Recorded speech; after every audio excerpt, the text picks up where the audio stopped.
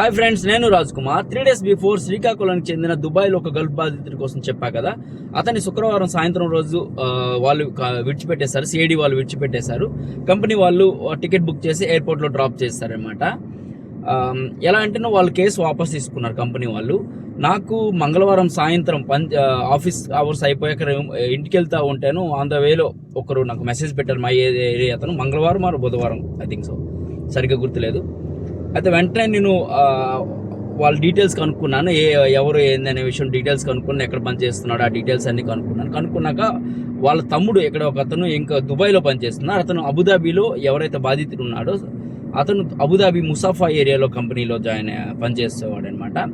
ఎలా అంటేను ఊర్లో తీసుకునేటప్పుడు వెల్డర్ అని తీసుకుని 1700 జీతం అని చెప్పేసి ఇక్కడ 1100 జీతం వెల్డర్ పని ఇవ్వకపోవడం, ఇలాంటివన్నీ అవడం, తర్వాత అతను వెళ్ళిపోవాలనుకోవడం, లీవ్ అడిగేటప్పుడు ఇవ్వకపోవడం, ఇది ప్రాబ్లమ్స్గా ఉండి తను బాగా డిస్టర్బ్ అయ్యి ఇంకా సుమన్ టీవీతో మాట్లాడడం జరిగింది. సుమన్ టీవీతో మాట్లాడడంతో ఆ వీడియో అనేది ఎవరో వాళ్ళ కంపెనీ వాళ్ళు పంపించారు. కంపెనీ వాళ్ళు ఫేక్ న్యూస్ పెడుతున్నారని చెప్పేసి కేసు బుక్ చేశారు. సిఐడి వాళ్ళు తీసుకెళ్ళిపోయారు అనమాట. ఇది కేసు. నార్మల్గా ఏంటంటే మనం లేబర్ ఇష్యూస్ ఏదైనా ఉండేటప్పుడు కేసు కానప్పుడు, లీగల్ ఇష్యూస్ కానప్పుడు మనం సపోర్ట్ చేయవచ్చు. కానీ లీగల్ వెళ్తేను సపోర్ట్ చేయడం అనేది కష్టమైపోతుంది. ఎందుకంటే ఇక్కడ ఎవరు ఇన్ఫ్లుయెన్స్ చేయలేరు. రాజకీయాలు కాదు కాబట్టి ఎవరు ఇన్ఫ్లుయెన్స్ చేయలేరు. మళ్ళీ మనం ఇన్ఫ్లుయెన్స్ చేయడానికి ట్రై చేస్తున్నారని చెప్పేసి మనపైన తిరక్కేసేస్తారు పోలీసులు అనమాట. అది ఇబ్బంది. సో అతను ఏ రోజు అయితే అంటే నేను నాకు మంగళవారం అప్రోచ్ అయ్యారా, బుధవారం అప్రోచ్ అయ్యారు, సాయంత్రం అప్రోచ్ అయ్యారు, నాకు సరిగ్గా గుర్తులేదు. అప్రోచ్ అయిన వెంటనే నేను డీటెయిల్స్ తీసేసుకున్నాను. డీటెయిల్స్ తీసి వాళ్ళ బ్రదర్ అయితే ఉన్నారు ఇక్కడ దుబాయ్లో పనిచేస్తున్నారు, అతని దగ్గర డీటెయిల్ తీసేసుకున్నాను. డీటెయిల్ తీసుకుని కంపెనీ వివరాలు తెలుసుకుని కంపెనీ అతను ఇచ్చిన వివరాలతో కంపెనీ హెచ్ఆర్కి ఇలాగా మెయిల్ పెట్టాను. నేను ఇక్కడ ఇలాగా మా రిలేటివ్ ఇలాగా నేను హెచ్ఆర్ మేనేజర్గా పనిచేస్తున్నాను, సో డీటెయిల్స్ పంపించండి, మాకు ఇలా ప్రాబ్లం ఉందని చెప్పేసి, ఇంటి దగ్గర చాలా వర్రీ అవుతున్నారని చెప్పేసి నేను వాళ్ళ హెచ్ఆర్ డిపార్ట్మెంట్కి ఈమెయిల్ పెట్టాను ఫస్ట్ స్టెప్ కిందను. ఎందుకంటే మనం ఇల్లీగల్గా వచ్చేటప్పుడు ఒకటి మనం మిస్సింగ్ కేసు పెట్టాలి అనుకుంటే పవర్ ఆఫ్ అటార్నీ ఉండాలి. అంటే పోలీస్ స్టేషన్కి వెళ్తే వాళ్ళ సొంత వాళ్ళు బ్లడ్ రిలేషన్స్ మాత్రమే, అంటే వైఫ్, అలా అమ్మ నాన్న అలాంటి వాళ్ళు మాత్రమే కంప్లైంట్ తీసుకుంటారు, మిస్సింగ్ కంప్లైంట్. లేదు అనుకుంటే కంపెనీ పిఆర్ నుండి తీసుకుంటారు. మనం థర్డ్ పార్టీ కాబట్టి పోలీస్ స్టేషన్లో అప్రోచ్ అవ్వరు. అందుకోసం ఫస్ట్ స్టెప్గా ఏం చేశారంటే ఆ కంపెనీ హెచ్ఆర్ డిపార్ట్మెంట్కి ఈమెయిల్ పెట్టారనమాట. తర్వాత మనకు తెలిసిన సోషల్ అసోసియేషన్స్ ఉంటాయి కదా, ఇండియన్ అసోసియేషన్, అందరికీ కూడా కాంటాక్ట్ చేసి ఇలా అంటే చాలామంది ఏమన్నారంటే వద్దులండి, లీగల్ ఇష్యూస్లో ఇన్వాల్వ్ అవ్వకపోవడం బెటర్, వాళ్ళు ఇన్వాల్వ్ అయినా పట్టించుకోరని చెప్పారు. తర్వాత మన గుండెల్లి నరసింహన్న కూడా కాంటాక్ట్ చేశారనమాట. ఇలా ప్రాబ్లం ఉందంటే అతను కూడా చెప్పారు, నాకు కూడా ఇది వచ్చింది, ఈ కంప్లైంట్ అనేది వచ్చింది, నేను చూస్తున్నాను అని అన్నారనమాట. సో అది తర్వాత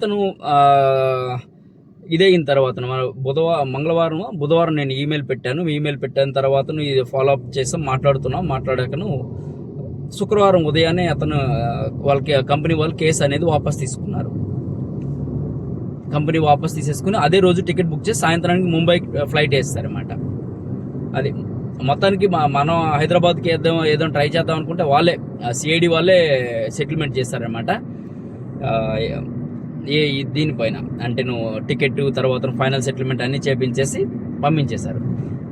ఇలాంటివి ఏంటంటే పంపించేస్తారు కొన్ని విషయాల్లో. అంతే, కేసు వాపస్ తీసుకుంటే పంపించేస్తారు, కానీ మీకు ఇది బ్యాన్ అనేది పెడతారు మోస్ట్లీ. అంటే ఇంకోసారి దుబాయ్ రావడం అనేది కష్టమైపోతుంది ఇలాంటి లీగల్ ఇష్యూలు వచ్చేటప్పుడు. అంటేను మీకు కంపెనీకి సెటిల్మెంట్ అయిపోయింది, బట్ మీరు ఆల్రెడీ ఫేకా లేకుంటేను జెన్యునా అనే విషయం తెలియదు. ఎందుకంటే లీవ్ కోసమని చాలామంది చాలా పాటలు పాడుతూ ఉంటారు, చాలా రకాలుగా చెప్తూ ఉంటారు లీవ్స్ అప్రూవ్ చేయించుకోవడం కోసమని. పేరెంట్స్ చనిపోయారు, బ్రదర్స్ ఇష్యూ, మా ఇది వైఫ్కి హెల్త్ ఇష్యూస్, ఇలాంటి బోల్డెన్ కారణాలు చాలామంది చెప్తూ ఉంటారు. లీవ్ అప్రూవ్ చేసుకోవాలనుకుంటేను ఒక స్ట్రాంగ్ రీజన్ అనేది కావాలి అలాంటివి. సో ఈ మధ్యన చాలామంది కువైట్ వీడియోలు గట్రా చేసి వాటిని చూసి ఇన్స్పైర్ అవుతున్నారు అనుకుంటాను. సో ఇలాంటివి చేస్తున్నారు. సో దేశంలో ఉన్న చట్టాలు బట్టి ఉంటుందన్నమాట. మీరు ఒక స్టెప్ వేస్తేనో మీ కంపెనీ ఒక స్టెప్ వేస్తుంది, అది తెలుసుకోవాల్సి ఉంటుంది. సో నాకు ఆల్రెడీ ఈ వీడియో చేసిన తర్వాత ఇంకొకరెవరో నన్ను అడిగారు, నేను కూడా మా కంపెనీలో నన్ను నచ్చగా బయటకు వచ్చాను, 5 monthsగా బయటకు వచ్చాను, సో ఏ రకంగా చేసేది అనేసి అన్నారు. నేను చెప్పాను ఆల్రెడీ ఏం చేయాలి, ఎలాంటి సందర్భంలో ఏం చేయాలని. యాక్చువల్లీ ఆ కంపెనీ వాళ్ళు అతను బయటకు వచ్చిన వెంటనే అబ్స్కాండింగ్ కేసు వేస్తారు. నార్మల్గా అన్ని కేసు కంపెనీలు కూడాను మీరు కంపెనీ నుండి బయటకు వెళ్ళిపోయిన వెంటనే అబ్స్కాండింగ్ కేసు వేస్తారనమాట. లేకుంటే వాళ్ళకి ప్రాబ్లం అవుతుంది, కంపెనీ వాళ్ళకి ప్రాబ్లం అవుతుంది కాబట్టి అబ్స్కాండింగ్ కేసు అనేది వేశారు వాళ్ళు. అబ్స్కాండింగ్ కేసు వేస్తేను తర్వాత మీరు దేశం దాటి వెళ్ళడం కష్టం అయిపోతుంది. అబ్స్కాండింగ్ అనేది మీరు క్లియర్ చేసుకుని వెళ్ళాల్సి ఉంటుంది అనమాట. సో అతనికి ఏ స్టెప్పులు తీసుకోవాలనే విషయం చెప్పాను. ఇలా వీలైనంత వరకు మనకు కుదిరినంత మందికి పర్సనల్గా వెళ్ళి, అంటే నేను కూడా ఇక్కడ జాబ్ చేస్తున్నాను, సో నార్మల్ వీకెండ్స్ అయితే మనం డైరెక్ట్గా వెళ్ళి సపోర్ట్ చేయవచ్చు. మన ఈదన్ షార్జా, ఫుజైరా ఆ ఏరియాలో అయితేను డైరెక్ట్గా సపోర్ట్ చేయవచ్చు, వెళ్ళి ఫేస్ టు ఫేస్ సపోర్ట్ చేయవచ్చు. అదేవిధంగా నేను ఫుజైరాలో ఉంటాను, అబుదాబీలో ప్రాబ్లం అయితేను మనం అంత దూరం ట్రావెల్ చేసి సపోర్ట్ చేయడం అనేది వర్కింగ్ డేస్లో అయితే కష్టం అయిపోతుంది. వీలైనంత వరకు వెర్బల్గా అంటే సలహా ఇచ్చి ఏ రకంగా ఇలాంటి దాన్ని హ్యాండిల్ చేయాలి అనే సజెషన్స్ అయితే ఇస్తున్నాం. చాలామంది చెప్పారన్నమాట ఈ విషయం, నేను తీసుకొచ్చాను. చాలామంది ఇండియన్ అసోసియేషన్ రకరకాల ఏరియా ఫుజైరాలో ఉండేది, లేకుంటేను అబుదాబి ఇండియన్ అసోసియేషన్ వీటికి తీసుకొస్తేను ఇలాంటి ఇట్లో ఇన్వాల్వ్ కావద్దులేండి, అది లీగల్ మ్యాటర్స్. నార్మల్లీ వేరే రకంగా ఉంటేనే మనం పర్లేదు, వెంటనే ఇచ్చే సెటిల్మెంట్ చేసేద్దాం, కానీ ఇది లీగల్గా వచ్చింది కాబట్టి వద్దులేండి అనేసి అన్నారన్నమాట. సో వాళ్ళ తమ్ముడు ఏంటంటేను అని నాకు వేరే ఎవరో తెలియదు, ఇక్కడ నాకు అసలు పోలీస్ స్టేషన్కి వెళ్ళాలంటే నాకు భయం, ఈ రకంగా కుర్రాడు మాట్లాడేటప్పటికి సర్లే మనం ఏం చేయగలమని చెప్పేసి ట్రై చేసామన్నమాట. మల్టిపుల్ వేలో ట్రై చేసాం, మొత్తానికి అయితే వెళ్ళిపోయారు. ఎవరైనా కూడాను ఏదైనా ప్రాబ్లమ్స్ ఉంటేను ముందు అప్రోచ్ కండి ఎవరినైనా కూడా. మీ సొంతంగా ఏం చేసేయకుండాను ఎవరైనా కొద్దిగా తెలిసిన వాళ్ళని, ఇక్కడ విషయాలు తెలిసిన వాళ్ళని అప్రోచ్ చేయండి. వాళ్ళు ఏదో సోషల్ మీడియాలో వీడియోలు వైరల్ చేస్తున్నారా, లేకుంటే వ్యూవర్షిప్ కోసమని ఇంటర్వ్యూ తీసుకుంటున్నారా అనేది వల్ల మీకు పబ్లిసిటీ లేదంటే నలుగురికి తెలుస్తుంది, జారీ దయ పెరుగుతుంది, కానీ చట్టమే. ఏది ఎక్కడ అంటే మన దగ్గర అయితే వాక్ స్వతంత్రం ఏదైనా మాట్లాడుకోవచ్చు, మిగతా దేశాలు అది ఉండదు. ఈవెన్ దుబాయ్ లాంటి దేశాల్లో ఫోటోగ్రఫీలు, వీడియోలు తీసుకోవడాలు ఇలాంటివన్నీ నేరాల కింద ఉంటాయి. అంటే అలౌడ్ లేదు, చాలామంది తీసేసుకుంటుంటారు కానీ చాలా వాటి అలౌడ్ ఉండదు.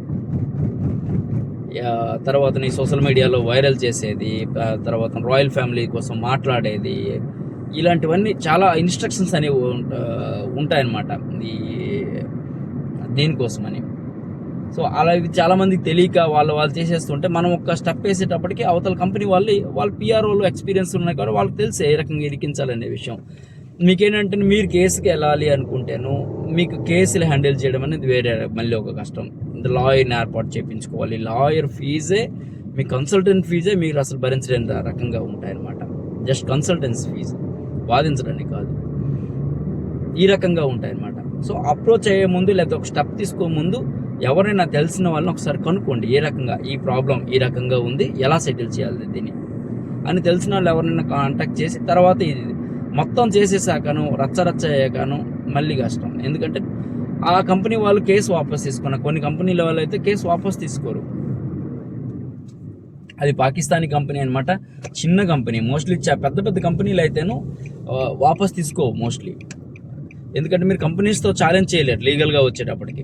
తప్పు మీ వైపు ఉండిపోతాను మళ్ళీ కాస్త ఎంతో కొంత పోలీసులు అనేవాళ్ళు మీకే సపోర్ట్ చేయడానికి ట్రై చేస్తారు. ఈవెన్ నా కంపెనీ పిఆర్ఓని, కంపెనీ మేనేజ్మెంట్ని కన్విన్స్ చేయడానికి ట్రై చేస్తారు, పంపించేసేయండి ఆ రకంగా వాళ్ళు ట్రై చేస్తారు. చాలాసార్లు పోలీస్ స్టేషన్కి వెళ్ళి చూసామన్నమాట. మోస్ట్లీ ఈవెన్ మేము కేసులు పెట్టేటప్పుడు కూడాను వాళ్ళు విన్ సొల్యూషన్ కోసం మాట్లాడతారు. పోలీసులు ఎప్పుడు కూడా కేసు రాయడానికి మోస్ట్లీ ట్రై చేయరు దుబాయ్ పోలీసులు. స్టిల్ మీరు అలా కంపెనీ వాళ్ళు లేదు అని పట్టి ఉంటేను వాళ్ళు ఏం చేయలేరు అనమాట. ఇంకా ఇదేనే కాదు, గొడవలు వచ్చినా కూడా వాళ్ళు మోస్ట్లీ కేసు రాయడానికి ట్రై చేయరు దుబాయ్ పోలీసులు. ముందు కాంప్రమైజ్ అవ్వడానికి, మీ ఇద్దరి మధ్యన సర్దుబాటు చేయడానికి ముందు ట్రై చేస్తారన్నమాట. ఇది సో ఏదైనా కూడా ఇలాంటివి చేసే ముందు ఒకసారి తెలిసిన వాళ్ళని ఎవరైనా అప్రోచ్ అవ్వండి, ఎటువంటి ఇబ్బందులు పడకుండాను. తర్వాత ట్రావెల్ బ్యాన్లు, తర్వాత ఈ బ్యాన్స్ గట్రా ఉండకుండా మీకు ఉంటుంది అనమాట, ఇబ్బంది లేకుండా ఉంటుంది.